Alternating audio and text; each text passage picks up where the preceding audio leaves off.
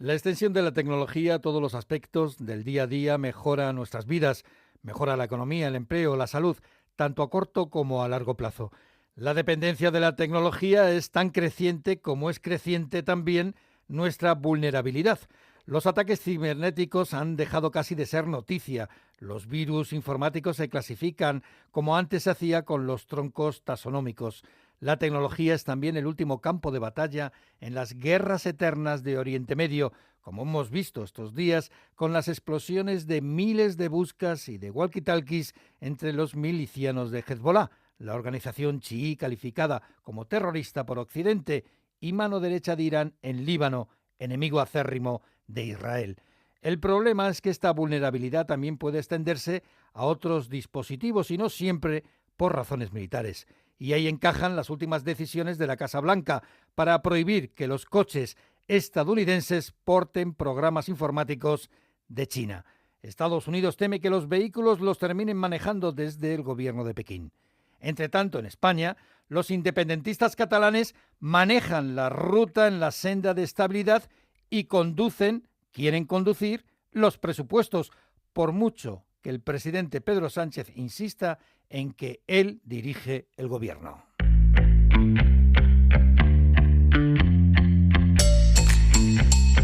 La mirada económica. Con Ignacio Rodríguez Burgos. Una mirada inquisitiva, reflexiva y divulgativa a la realidad económica del momento. El primer virus informático reconocido como tal se llamaba Creeper, en español algo así como enredadera. Nació en 1971 y en principio no tenía un objetivo malicioso. Saltaba de ordenador en ordenador aprovechando la red ARPANET, el antecesor de Internet. ARPANET era una red inicialmente de uso militar, que después se extendió a las universidades y centros de investigación estadounidenses. Ahora Internet conecta al mundo entero. No solo es una autopista de información y de negocios, es también un universo paralelo y las guerras de la vida real se trasladan al cosmos cibernético. Ahí están los miles de heridos y decenas de muertos provocados entre los milicianos de Hezbollah al estallar sus buscas y sus walkie-talkies en una operación clandestina de las fuerzas israelíes. La seguridad cibernética se entrecruza también con los conflictos comerciales y de mercado con la geopolítica. Un ejemplo claro es lo que ocurre en el enfrentamiento entre Occidente y China a costa de los coches eléctricos. Lo último es la decisión de Washington de prohibir el hardware y el software chino en los coches norteamericanos. Teme el gobierno estadounidense que lleven programas ocultos para controlar los vehículos y procesos autónomos. Además, algunos pilotos de líneas aéreas han advertido de la suplantación en los GPS de los aviones comerciales. Algo, claro, que no solamente es un peligro, es que supone un nuevo escalón en la vulnerabilidad tecnológica. Una visión más profunda. Francesc Rufás, profesor de EAE Business School. Saludos, gracias por estar con nosotros en la mirada económica de Onda Cero.es. Un saludo a todos los oyentes, ¿cómo estáis? Pues el mundo de la tecnología está más que revuelto en estos días, en estas semanas, y más después de lo que ha ocurrido en Oriente Medio, con ese ataque inesperado a través de los buscas y de los walkie-talkies, de elementos y artilugios tecnológicos, tecnológicos de hace décadas, pero que han sido manipulados por el ejército, se supone, de Israel, y ha generado miles de heridos entre las fuerzas de Hezbollah. ¿Es fácil hacer esto? ¿Es una muestra, es un ejemplo de la vulnerabilidad de la tecnología? Es, por supuesto, una demostración clara de que al final, hoy en día, a través de los elementos de conexión que tenemos todos instalados en nuestro coche, en nuestros teléfonos, evidentemente estamos todos a merced al final de posibles piratas y personas que pueden entrar en nuestros dispositivos y hacer cualquier tipo de tropelía. Pueden interferir en nuestras comunicaciones, pero también pueden entrar en nuestros ordenadores, obtener información. Es evidente que es necesaria la protección de los equipos y, por supuesto, pues que hay que manifestar que es una situación en la que estamos todos sometidos a esta posibilidad. Estados Unidos plantea prohibir el hardware y el software fabricados en China en los Sí. coches estadounidenses, en especial en los automóviles autónomos, también debido a esto, a este temor a que puedan Claro. ser, bueno, controlados desde Pekín.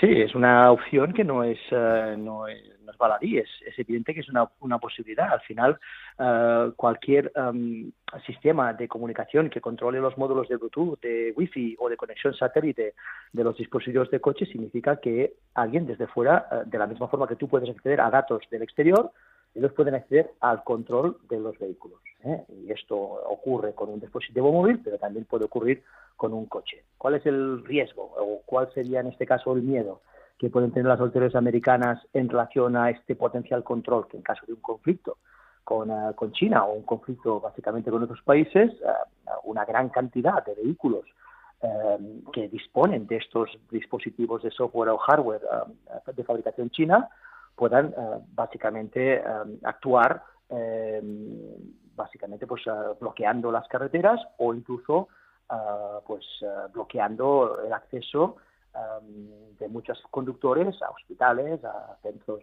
sanitarios. Es muy factible que incluso los vehículos de control, digamos, de control autónomo, que puedan funcionar prácticamente sin conductor, puedan caer, por tanto, en manos de, digamos, de controladores que pueden no estar, digamos, que pueden estar controlados por fuerzas, digamos, provenientes de China o de Rusia. Ujú. Es un riesgo real, sí, es una posibilidad. ¿Y qué está ocurriendo con...? Complicadísimo, ¿eh? Pero es Sí, una es opción, sí. complicado, pero bueno, ahí esa posibilidad existe, ¿no? Bueno, hemos visto ahora lo que ha pasado en Israel y esta demostración al final de que de forma remota tú puedes acceder a estos dispositivos que has vendido previamente a estas personas y puedes pues alterar algún elemento de ese dispositivo móvil, ya sea un walkie-talkie o ya sea un teléfono móvil, pues en este caso para activar un explosivo o simplemente para evitar el funcionamiento de ese producto de la forma que tú quieras, ¿vale? Ujú. ¿Qué está ocurriendo con el GPS de los aviones, de algunos aviones? Ha habido ciertas alertas por parte de los pilotos para incrementar la seguridad precisamente del GPS, ¿no? Bueno, el GPS al final es un dispositivo que al final se conecta con un satélite y como toda cosa que se conecta en remoto al final con un satélite se puede interferir. Entonces, al principio, todo lo que son los satélites con los que se conectan estos aviones, en principio son satélites que están controlados, evidentemente, por los países occidentales, pero es posible, aún así, interferir de una forma remota a través del pirateo y, por tanto, guiar a estos aviones a un destino que no sería el deseado. Ujú. Y esto es un riesgo, es muy hipotético, pero es técnicamente factible y es una nueva guerra tecnológica del futuro. Es evidente que hay una desconfianza por parte de Estados Unidos a que esta, por tanto, tecnología de conexión vía Wi-Fi o vía conexión satélite o vía Bluetooth quede en manos o realmente de los países, digamos, que los consideran de su área de riesgo. Y, por tanto, es normal que exista una posición, digamos, para intentar que tanto en Europa como también en lo que son los países de Estados Unidos y de influencia occidental, el 90% de estos dispositivos sean fabricados dentro de los estándares y, por supuesto, fabricados por compañías occidentales también. Y Y esto además evidentemente, se multiplica todo esto, todos estos riesgos con la inteligencia artificial que empieza a entrar en algunos dispositivos y mucha gente todavía no sabe cómo funciona eso, ¿no? claro, a ver, al final la inteligencia artificial lo que puede hacer siempre es llevar aún más a un extremo las posibilidades que pueden hacer cualquier dispositivo. Esa inteligencia artificial, sin embargo, también está conectada con estos dispositivos, de forma que si esos dispositivos que están conectados con Internet, que están conectados con satélite, pudieran recibir alguna orden o una señal, digamos, negativa, el daño que pueden hacer estos dispositivos con acceso a inteligencia artificial y, por tanto, mucho más autónomos para hacer todo tipo de operaciones es aún peor. Ujú. Y esto, evidentemente, es una cuestión, al final, en buena parte, de la competencia que hay entre Asia y, por supuesto, otros países Y Occidente, al final, por manejar estas tecnologías de comunicación y estas tecnologías, de gestión global de los datos, porque saben que la gestión de estos datos puede ser crítica en una potencial guerra futura o en un potencial conflicto futuro. Pero al mismo tiempo también es una competencia por lo que es el dominio de la tecnología de coche eléctrico, donde las enormes subvenciones que el gobierno chino principalmente ha realizado en las industrias de fabricación de vehículos asiáticos, desde BYD, todas las marcas o Moda de fabricación china, que les ha permitido esas subvenciones y esas ayudas a tener unos coches tremendamente atractivos a nivel de opciones, tecnológicas, pero al mismo tiempo muy, muy económicos. Pues esto puede empeorar aún más el déficit comercial que tanto Estados Unidos como Europa en su conjunto tiene respecto a estos gigantes asiáticos. No es una cuestión solamente de seguridad, sino que también es una cuestión económica de batalla por el mercado. Al final, si tú dices, mire, tengo una excusa perfecta, usted básicamente no puede tener este software. Hoy en día el 100% de todos los coches que entran de fabricación china tienen evidentemente conexión con Wi-Fi y conexión con Bluetooth. En el momento que tú dices, no, es que a partir del 27 ningún coche que tenga estos sistemas de conexión de fabricación china pueden entrar. Lo que puede pasar es que se genere simplemente un bloqueo de la posible entrada de cualquier coche chino en mercados tanto de Estados Unidos y por la presión de Estados Unidos también en el mercado europeo. Esto, en el fondo, también responde a una presión de las marcas americanas que dicen, oye, es que estos señores están haciendo competencia desleal. ¿Por qué? Porque en el momento en que estas marcas chinas reciben estas enormes subvenciones, esto les permite ser mucho más competitivos, tanto a nivel de diseño como tecnología, pero también de precio, y esto está hundiendo el mercado, sobre todo de Tesla y de los grandes fabricantes de coche eléctrico a nivel occidental, que ven ahora realmente el coche chino como una amenaza real. Y ahí está Alemania, por ejemplo, con sus problemas en el mundo del automóvil. Por supuesto, y evidentemente estas caídas en ventas de Volkswagen y de otras marcas, estas ventas por debajo de las expectativas de los coches eléctricos de fabricación europea, en buena parte se debe a la lentitud en la implementación del coche eléctrico en algunos países como España, entre otras cosas, por cuestiones culturales, pero también por las dificultades que está teniendo el gobierno también para hacer todo lo que se prometió a nivel de electrificación y de colocación de puntos de recarga, tanto en vías rápidas como en domicilios, etcétera, etcétera, pero al mismo tiempo por una cuestión de que el coche eléctrico es muy barato, que proviene de China, y esto está generando muchas ventas que podrían haber sido de estas compañías occidentales, pero que han caído en manos de estas marcas chinas, que están teniendo una cuota de mercado ahora mismo muy elevada y cuya política también de entrada en el mercado europeo ahora mismo de estas marcas es muy agresiva. Pues Francesc Rufas, profesor de EAE Business School, muchas gracias por estar con nosotros aquí en La Mirada Económica de Onda Cero.es, muy amable. Muy amable ustedes, muchas gracias por todo. La Mirada Económica. Los presupuestos han derivado en un mercado persa. La senda de déficit y las cuentas públicas se han transformado en una subasta. Hay una carrera de los partidos independentistas en ver quién pide más al gobierno central.